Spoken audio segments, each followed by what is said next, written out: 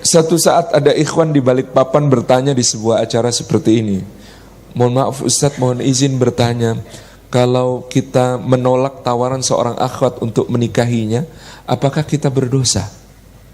Saya kemudian menjawab, astagfirullahaladzim, kalau demikian akhi, kalau dianggap dosa, dosa saya banyak sekali.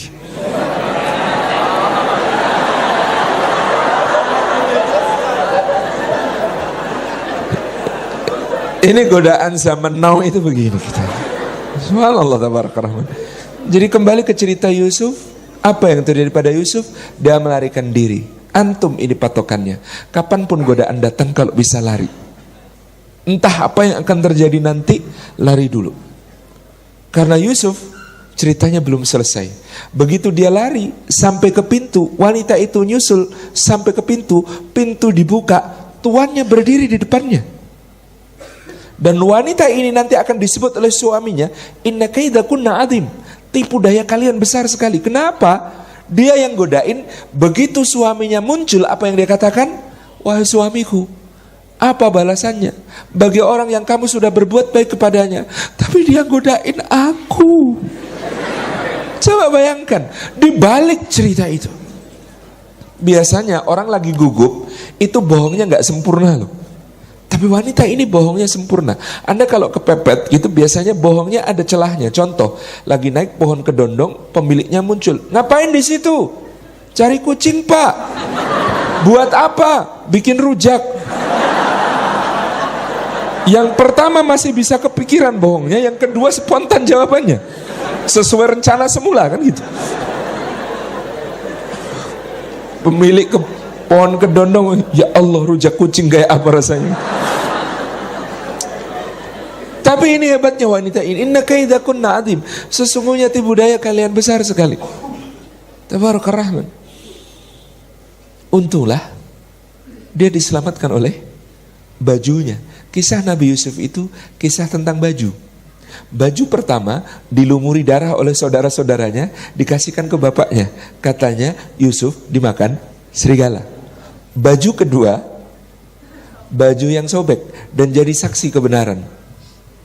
Baju ketiga nanti adalah baju yang dilemparkan ke wajah ayahnya, lalu penglihatan ayahnya yang telah buta bertahun-tahun lamanya pulih kembali. Cerita tentang lelaki ganteng adalah cerita tentang baju. Full heart, sepenuh hati berfashion syar'i. Maka dari itu tentang kisah cinta, Quran itu menyebut hunna libasul lakum wa antum libasul lahun. Di akhir ayat ke-187, akhir ayat yang membicarakan tentang puasa, ada kata-kata, mereka para istri adalah pakaian bagi suami-suaminya, dan kalian para suami adalah pakaian bagi mereka istri-istri kalian. Anda bayangkan, jadi lelaki bersuami, lelaki punya istri, sudah punya pakaian. Perempuan sudah punya suami, sudah berpakaian. Kalau jomblo belum beristri, belum berpakaian. Makanya antum tuh merasa risih, geli, kemana-mana gak nyaman, dingin, beda rasanya. Jadi kalau belum beristri itu hakikatnya belum berpakaian. Nah gitu, kemana-mana kok gak malu ya gitu. Subhanallah, tabarakallah. Yusuf, apa yang terjadi padanya? Fitnah belum selesai. Wanita itu, siapa namanya wanita itu? Zulaiha, bika Ambon Medan. Ya, kita tahu nama Zulaiha dari tafsir. Di dalam ayat-ayat surah Yusuf tidak disebut namanya. Kenapa? Karena Allah zat yang maha santun. Kalau Anda bermaksiat, maksiat Anda terang-terangan tanpa malu-malu, lalu Anda membanggakan maksiat itu, lalu Anda ngajak orang untuk ikut bermaksiat, ini namanya mujaharah. Orang yang maksiatnya gak punya malu, terang-terangan ngajak-ngajak, ini Allah juga akan buka aibnya tanpa malu. Yaitu misalnya tabat yada abi lahabi wa tab, binasa kedua tangan Abu Lahab benar-benar binasa. Kenapa? Abu Lahab gak punya malu, ngajak-ngajak, bangga dengan maksiatnya. Tapi wanita yang goda Yusuf ini masih punya malu. Apa buktinya masih punya malu? Sebelum godain Yusuf, dia tutup semua pintu dan jendela. Berarti masih punya malu. Karena masih punya malu, Allah tidak sebut namanya.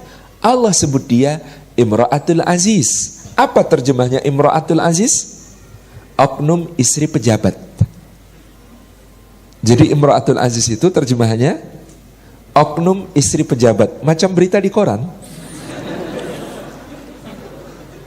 Ya, oknum istri pejabat ini akhirnya jadi bahan gosip di kalangan ibu-ibu sosialita dan wanita PKK kerajaan Mesir. Di dalam arisan-arisan mereka membicarakan, si Imra'atul Aziz seleranya nggak banget, masa sama budak aja tergoda, kita dong seleranya pangeran-pangeran, ya nggak, gitu. Kata para ibu-ibu ini. Imra'atul Aziz ketika digosipkan dia bergumam, kalian belum lihat sih budakku kayak apa. Undang ke rumah, duduk, hidangan disajikan, pisau-pisau dibagikan, buah-buahan siap dikupas. Ketika mereka sedang menggunakan pisaunya untuk mengupas buah-buahan, Yusuf diperintahkan berjalan di tengah-tengah mereka. Kayak model di Milan, jalan di atas catwalk gitu ya. Yes. Apa yang terjadi? Hasyalillah. Kata mereka, ini bukan manusia. Hadza malakun karim. Ini malaikat yang mulia. Kemudian apa yang mereka lakukan? Mengiris-iris jarinya. Dulu tak pikir, waktu kecil hanya baca terjemahan Quran, saya pikir mengiris jari karena lihat orang ganteng itu coba begini. Hah? Coba begitu. Hah? Coba begitu. Saya pikir begitu. Tetapi kalau kita baca ayatnya itu pakai tasydid. Laqad ta'na aydiyahunna. Apa terjemahnya? Berarti bukan bukan, tetapi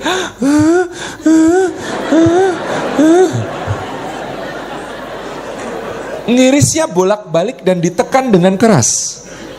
Luar biasa. Anda bayangkan kayak apa gantengnya ini orang. Anda kalau belum sampai level ini gantengnya, jangan ngaku ganteng. Luar biasa.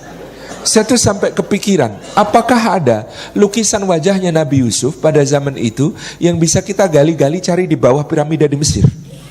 Siapa tahu kalau ada, bisa dipasang di ruang operasi. Orang operasi nggak usah dibius, diiris-iris nggak terasa. Subhanallah. Yusuf alaihissalam. Apa kata Imra'atul Aziz? Kita bayangkan dia berkata, tuh kan, baru juga lihat sekali udah ngiris jari. Lah saya lihat tiap hari, mana tahan? Iya kan? Iya, lihat tiap hari. Siksaan paling tidak nyaman bagi seorang manusia adalah bisa memandang, tak bisa menikmati. Itulah kenapa wahai ikhwan, wahai akhwat, ada perintah untuk kita. Apa perintah itu? Wa kullil mu'minina yaghuddu min absarihim wa yahfadhu furujahum wa kullil mu'minat yaghuddna absarihinna wa yahfadna furujahunna. Katakan kepada laki-laki beriman, ayat ke-30 surah An-Nur, supaya mereka menahan sebagian pandangannya. Kenapa? Kalau Anda mengumbar pandangan, bisa melihat, tidak bisa menikmati apa yang Anda lihat, itu siksaan. Itu menyakitkan. Itu menambah kesedihan. Makin sedih, makin sedih, makin sedih Anda, wajah jadi makin tua. Itulah kenapa saya lihat wajah-wajah antum dibanding wajah saya, kok kayak kita sebaya. Padahal selisih usia kita banyak. Tabarakar Rahman. Nah, pada wanita juga ada perintah untuk menahan sebagian pandangan. Subhanallah, ini perintah yang agung dari Allah Subhanahu wa taala. Kenapa? Karena kalau kita memandang, ada sebuah penelitian dari University of California in Berkeley, Department of Psychology, wah biar gaya gitu ya, bekerja sama dengan Johns Hopkins Medical School. Mereka meneliti dampak dari memandang. Kalau seorang lelaki memandang pasangan potensialnya, apa itu pasangan potensial? Setiap kita masing-masing punya impian seperti apa pasangannya kelak. Maka pasangan potensial masing-masing laki-laki kadang-kadang beda. Ada yang ya seleranya cewek seksi. Ada yang seleranya akhwat, berjilbab lebar, makin lebar bagi dia makin cantik. Pasangan potensial begitu memandang, apa yang terjadi? Ikhwan yang dimuliakan Allah, di otak terjadi sekresi zat yang dinamakan dopamin. Ketika dopamin membanjiri otak, kita merasakan rasa nyaman, ngeliatin tuh enak. Ya Allah. Ketika dopamin sudah membanjiri otak, apa yang terjadi berikutnya? Feromon dilepas ke dalam keringat. Feromon ini pada keringat laki-laki adalah zat yang dapat menarik lawan jenis. Jadi kalau Anda misalnya lihat cowok main basket, Anda sorak-sorakin dia, keluar feromonnya itu.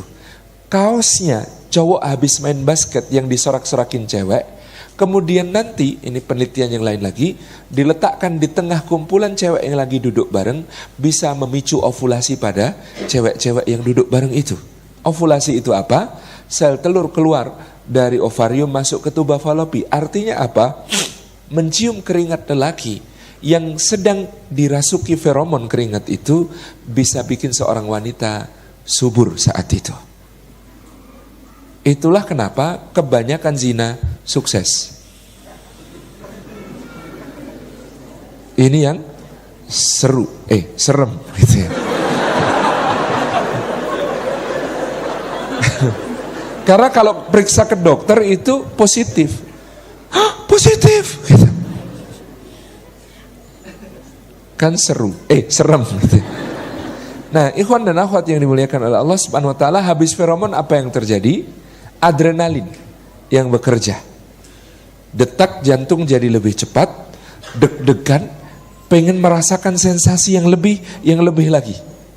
Kalau sudah memandang kena dopamin, kena feromon, kena apa tadi?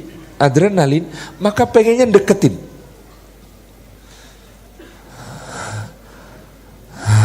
Sudah begitu? Kalau sudah adrenalin dipompa ke dalam darah, jantung bekerja lebih cepat, maka kemudian hormon yang namanya testosteron ikut masuk. Ketika itu apa yang terjadi? Arah aliran darah dipusatkan ke organ-organ yang sifatnya erogen, yang sifatnya adalah memiliki hubungan dengan kontak seksual. Maka kalau laki-laki darahnya mengalir ke arah yang ya antum sudah tahu sendiri. Nah, sejak saat itu pada pria tidak ada yang bisa dia pikirkan selain seks. Itu beratnya. Itu beratnya godaan cowok zaman now. Kenapa perempuan juga diperintahkan untuk menahan sebagian pandangan?